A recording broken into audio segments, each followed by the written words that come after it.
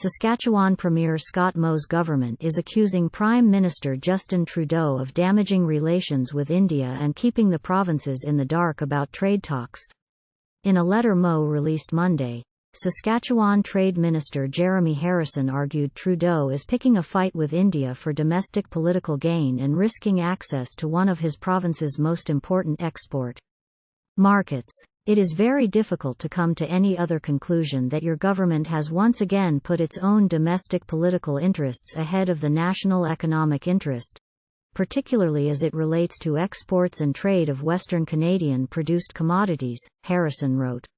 Last month, Indian High Commissioner Sanjay Kumar Verma told the Canadian press in an interview that Ottawa sought a pause, within the last month, to ongoing talks for an early progress trade agreement. The news stunned business leaders, and Harrison wrote that his peers have had a complete lack of updates on the negotiations since at least late July. It is unacceptable to our government that we first heard of a pause in the EPTA negotiations through the media 1 week ago, and have received no explanation from the Government of Canada subsequent to that, reads Harrison's letter, dated September 8. Clearly, what your government has done has put the already strained Canada-India relationship in even further peril after some improvement following the Prime Minister's disastrous trip to India in 2018, he wrote, a reference to Trudeau being mocked for wearing traditional outfits and for inviting a convicted terrorist to a reception he hosted in India. Harrison added that provinces and territories ought to be present in the negotiations, saying this has been done in talks for past trade deals. Harrison also claimed that Trade Minister Mary Ng had not replied to a late July letter seeking an update on the negotiations. The Liberals have given no clear reason why they ordered a pause in the trade talks, and Ng's office said she would be providing a statement in the late afternoon in response to Harrison's letter. We know the negotiations around free trade are long and complex, and I won't say any more, Trudeau told reporters last Friday in Singapore. Saskatchewan makes up roughly a third of Canada's exports to India, amounting to more than $1 billion per year. The trade includes commodities such as lentils, which India has occasionally blocked or delayed as it tinkers with pest control policies. Ng is set to lead a trade mission to India next month with Canadian businesses. Trudeau briefly met with Indian Prime Minister Narendra Modi in New Delhi this weekend, and India's External Affairs Ministry said Modi expressed strong concerns to Trudeau about anti-India activities of extremist elements in Canada, particularly Sikh separatists who want to carve out a state they call Khalistan from India. The Indian readout made no mention of themes Ottawa included in its summary of the meeting, such as economic growth, support for lower-income countries and reforming global financial institutions. Trudeau told reporters that he had concerns about foreign interference from any state, including India, and that Canadians of any origin have a right to free speech. India has long accused Canada of harboring extremists, while Ottawa has continually maintained that freedom of speech means groups can voice political opinions if they don't use violence. Tensions escalated this spring over a series of incidents, including with posters referring to India's diplomats in Canada as killers and seeking their home addresses. Human Rights Watch says the Modi government has overseen a serious regression in human rights and constitutional protections, with attacks on Muslims and other minorities met with impunity and restrictions on journalists. The meeting between Modi and Trudeau coincided with voting in British Columbia on a non-binding referendum for a Sikh homeland that supporters call Khalistan. Large crowds of voters lined up to vote at Surrey's Guru Nanak Gurdwara on Sunday, after the Surrey School District cancelled organizers' original plans to rent a local high school for the vote, which is part of an international campaign.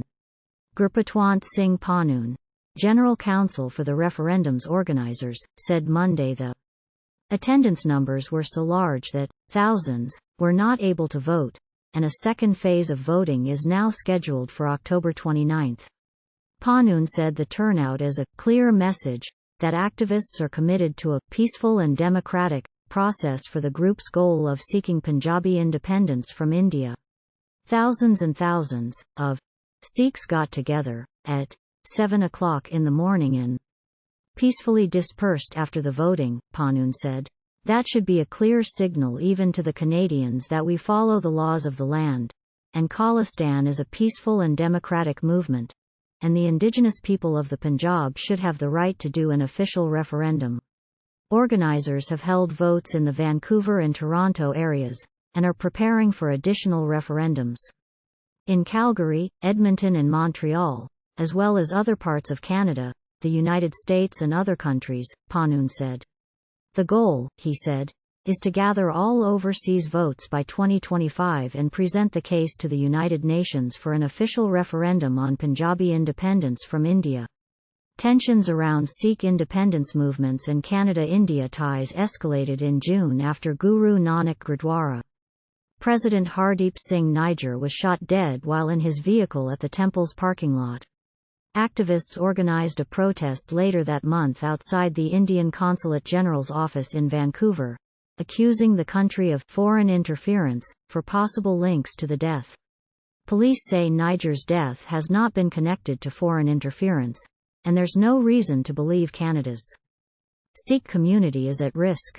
However, some activists have called on supporters in Canada to besiege India's diplomatic missions, offering cash rewards for the home addresses of its diplomats.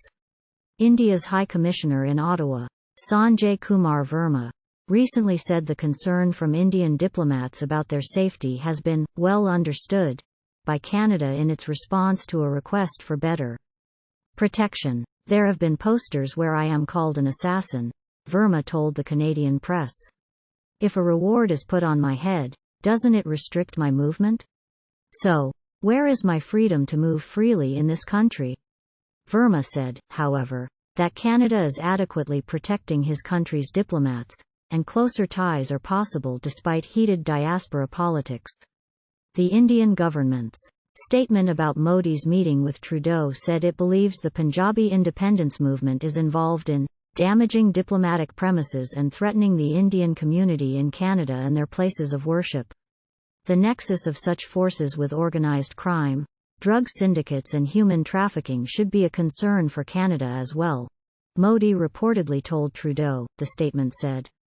Sikh vote organizers say they have been unfairly portrayed by India, saying their referendum poster, showing a pen stabbing a gun representing the Indian government, is a pro-peace, pro-democracy image showing the group's commitment to voting and non-violent actions. The same poster was one of the key reasons cited by the Surrey School District in its decision to cancel vote organizers' planned rental of a school for the vote. In a statement, the school district said it cancelled the rental of Tamanawas Secondary a week before the event because promotional posters featured images of a weapon alongside the school building. The district says its decision is neither an endorsement nor a criticism of the movement and refunds will be issued, but organizers said they intend to pursue legal action for what they call a breach of contract and a violation of charter rights on freedom of expression.